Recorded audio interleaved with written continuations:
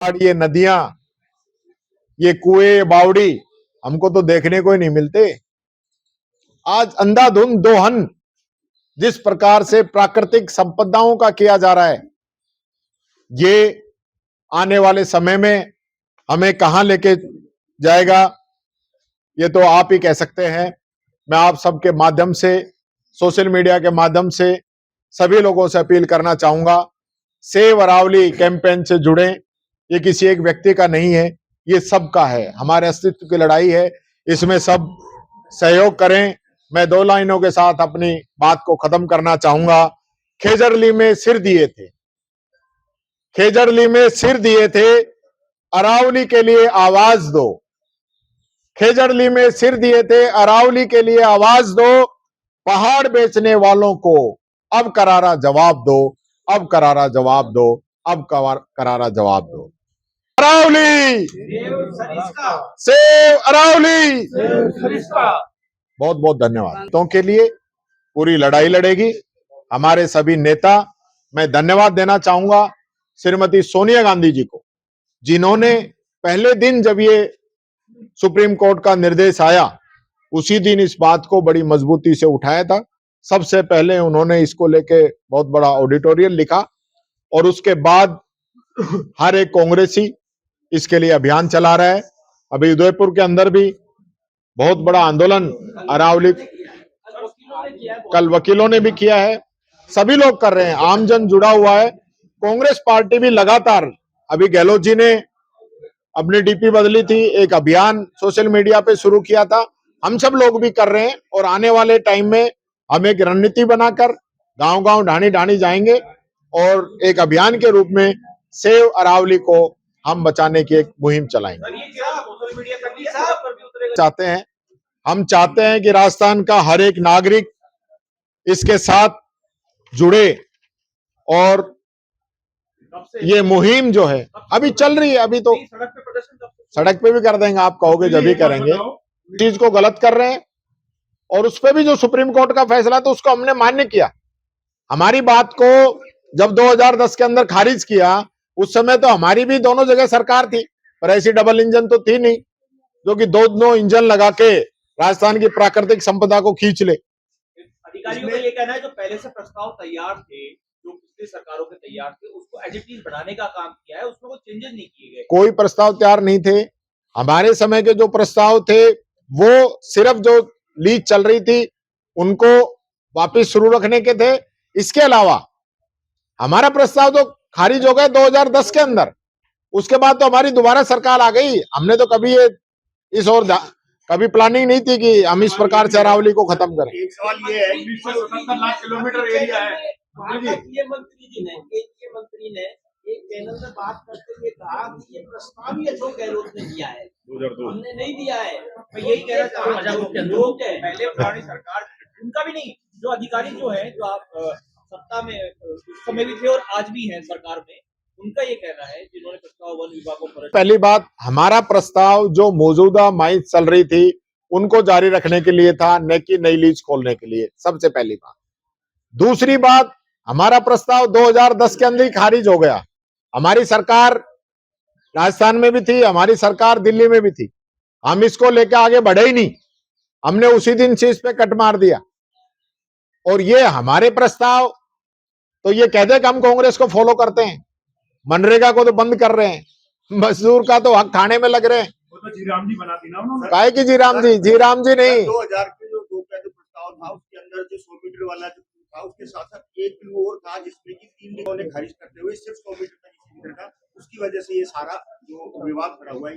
देखिए, विवाद तो सिर्फ अपने मित्रों को लाभ देने की वजह से खड़ा हुआ है, बाकी कोई, आप अरावली को बचाना चाहें तो सुप्रीम कोर्ट के अंदर केंद्र सरकार आज फिर अपना एफिडेविट पेश कर दे। ये तो सुप्रीम कोर्ट को भी तो केंद्र सरकार गुमराह कर रही है, तथ्यों से घुमा के बात कर रही है।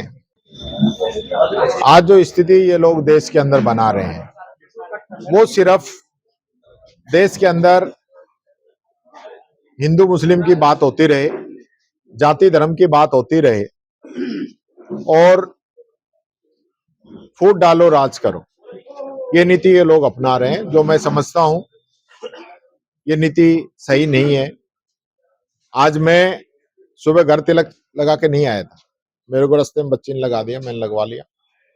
मैं कल मंदिर गया, मेरे तिलक लगाया, परसों मैंने तिलक नहीं लगाया। तो मैं कोई इनके सर्टिफिकेट की जरूरत पड़ेगी क्या इन बीजेपी वालों से? ये कोई हिंदू धर्म के ठेकेदार हो गए क्या? जिन लोगों ने आजादी के समय में माफी मांग मांग के जो आए हैं, जो लोग महात्मा गांधी के हत्यारे की पूजा करते हैं, जिन लोगों ने अपना राष्ट्रीय ध्वज जो है तिरंगा नहीं अपनाया, जिन लोगों ने वंदे मातरम इसलिए नहीं गाया कि वंदे मातरम गाते तो वो लोग अंग्रेज इनको बंद कर देते, इन्होंने अपना अलग गीत बनाया और वह देशभक्ति की बातें करते हैं। कमाल है।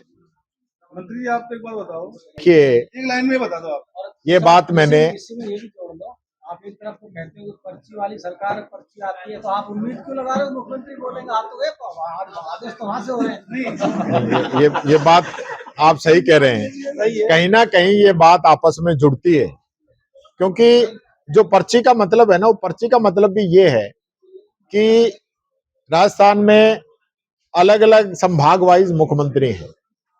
कहीं जोधपुर से हैं, कहीं अलवर से हैं, कहीं कोटा से हैं, अलग अलग संभागों से, कहीं बीकानेर से हैं।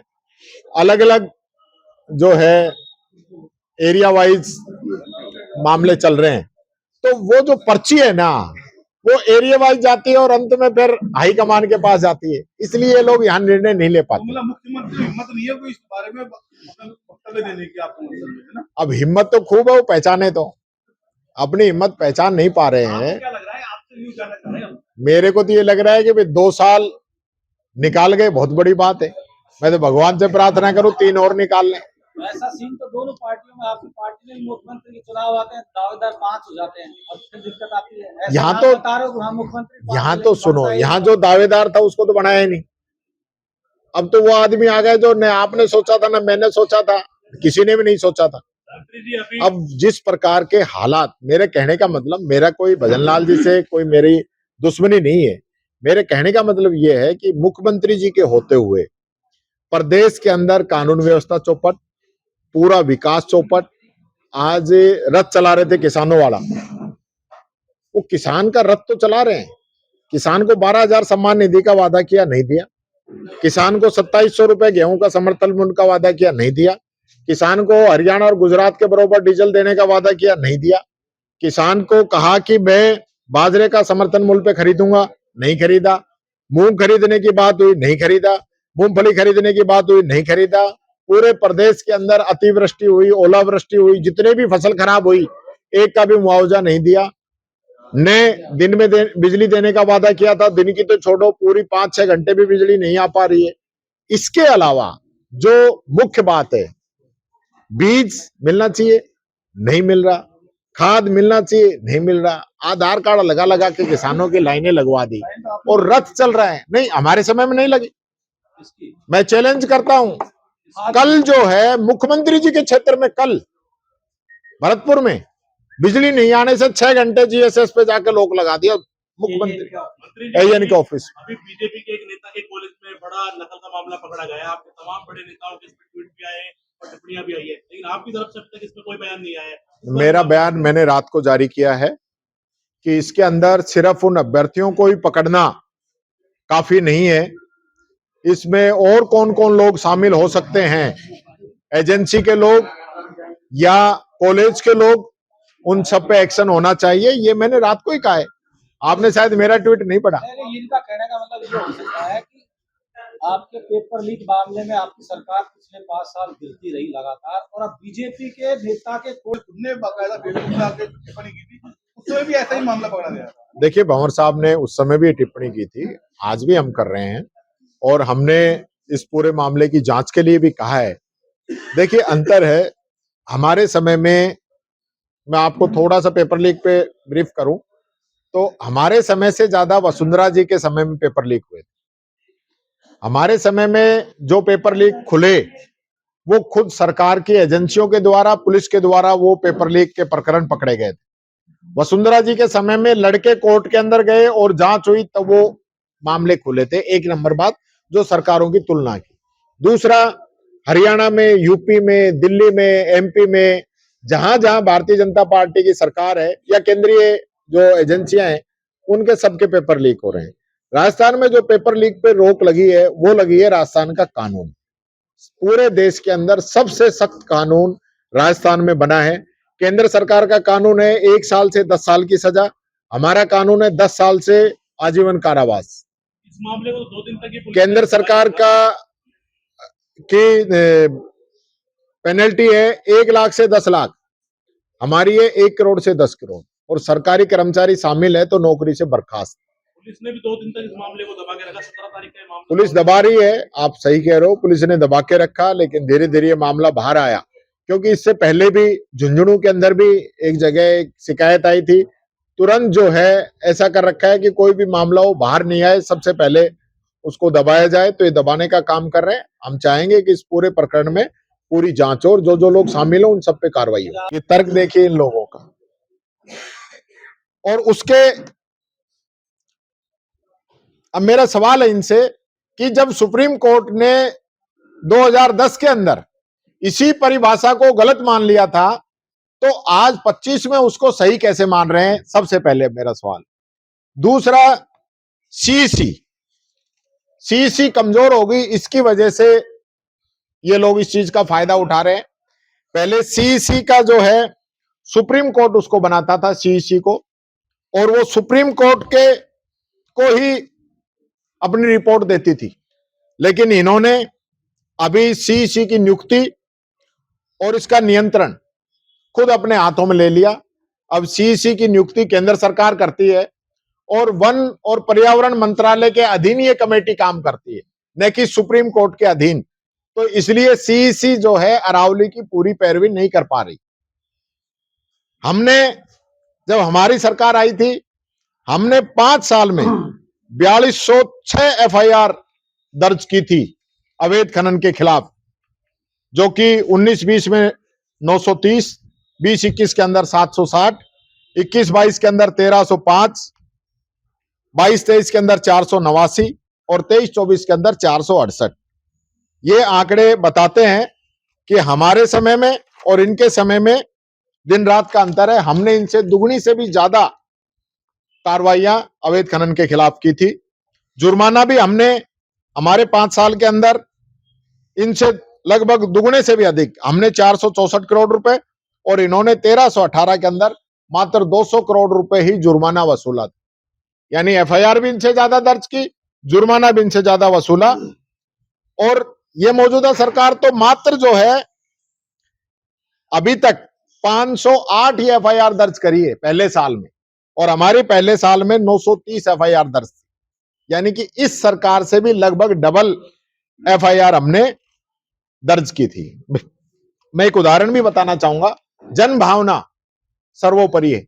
भरतपुर के अंदर संतों ने आंदोलन किया वहां की माइंस के लिए, आदि बद्री और कनकाचल में हमने उसके विरोध को मानते हुए पर्यावरण की रक्षा के लिए जो 46 लीज थी जो वैध थी उनको तुरंत बंद किया, वहां फॉरेस्ट घोषित किया। ये बताता है कि हमारी जो प्रतिबद्धता जनता के लिए, समाज के लिए कितनी अधिक है, ये कहना चाहूंगा। मैं पूछना चाहता हूं केंद्र सरकार से और मुख्यमंत्री जी से, वो बताएं, क्योंकि मुख्यमंत्री जी ने अभी तक ये नहीं कहा है कि वो इस निर्णय के पक्ष में है या खिलाफ है। मुख्यमंत्री जी की क्या सोच है? मुख्यमंत्री जी कौन सी परिभाषा के साथ हैं? 90% माइंस एरिया खुलना चाहिए या 90% वन क्षेत्र रहना चाहिए?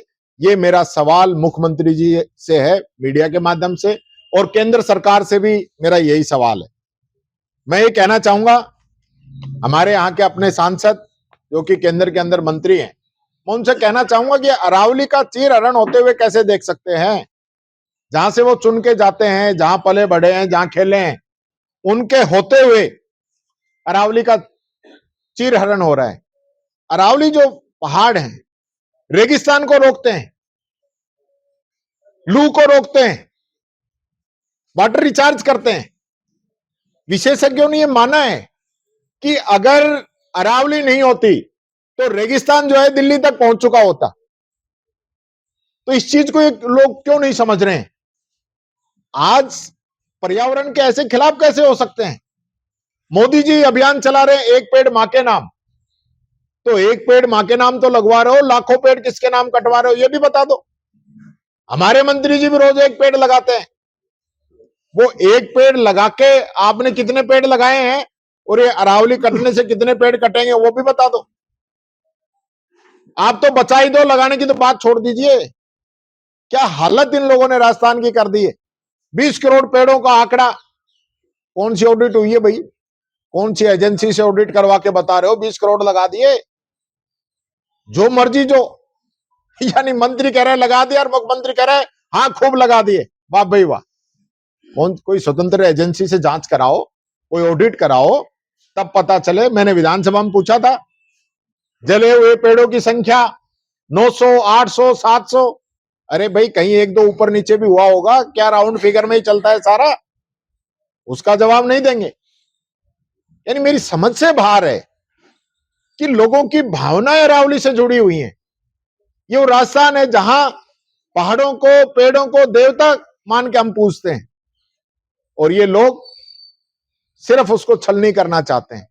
यहां की प्राकृतिक जो संपदाएं हैं उनको लुटाना चाहते हैं। ये क्रेशर व्रेशर की तो बीजेपी के कार्यकर्ताओं को दे देंगे, और जो मेन मिनरल्स नीचे हैं वो इनको उद्योगपति मित्र उनको दे देंगे। राजस्थान की जनता का क्या होगा। ये अरावली हमारे फेफड़े हैं, ये इन फेफड़े को खत्म करना चाहते हैं।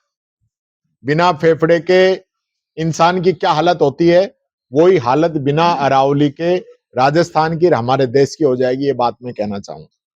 मैं ये कहना चाहूंगा कि यहां सरिस्का है, सरिस्का के अंदर सीटीएच का भी एक मामला चल रहा है। आपने तो हमारी उस बात पे भी मोहर लगा दी जो हम कह रहे थे कि आप इन अवैध माइंसों को चलवाना चाहते हो और इसके बदले आप जो है ग्रामीण जनता की जमीन को सीटीएच घोषित करवाना चाहते हो। ये हमने उस समय भी कहा था, आपने बिना नियमों के उस चीज को किया। सुप्रीम कोर्ट के अंदर आपको फटकार लगी, आपने वापस जो है अब सर्वे करवा रहे हो, वापस जो आपत्तियां मांग रहे हो वो भी नियम विरुद्ध मांग रहे हो। सीटीएच का जो दायरा आप बढ़ा रहे हो उसका निर्णय अलग है, और सीटीएच को जो आप चेंज कर रहे हो उठा के वो निर्णय अलग है। उसके लिए सुप्रीम कोर्ट ने कभी आपको नहीं कहा कि सीटीएच को बदलना है। सुप्रीम कोर्ट ने तो सरिस्का के एरिया के लिए पूछा है और आप सीटीएच ही बदल रहे हो। जिस सीटीएच से 50 टाइगर आज हमारे पास हैं, आप उसी कोर एरिया को चेंज करना चाहते हो, तो आपकी इंटेंशन तो उसी दिन पता चल गई थी। लेकिन हमें यह नहीं पता था कि सिर्फ सरिस्का की माइंस पे आपकी नजर है, या उनको ही माफियाओं से मिलकर आप खुलवाना चाहते हो। आप तो पूरे राजस्थान को ही खत्म करना चाहते हो, और राजस्थान के साथ हरियाणा, दिल्ली, गुजरात को भी खत्म करना चाहते हो। क्या हो गया, चारों तरफ जो है लोग, दिल्ली में तो आज की तारीख में सिलेंडर लगा के घूम रहे हैं।